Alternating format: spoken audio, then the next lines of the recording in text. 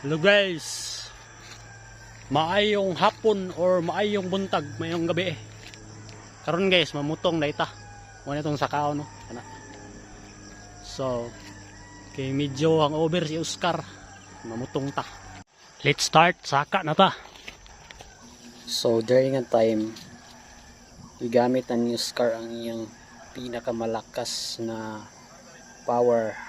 Inuubo ko muna yung relo ko, baka madadaot kasi pagkapaspas talaga sumangka ni Oscar guys. Oh, tingnan nyo guys. Oh, ang bilis dumating sa ibabaw ba. Tapos dito guys si Oscar nakakuha ng isa at hinulog niya na.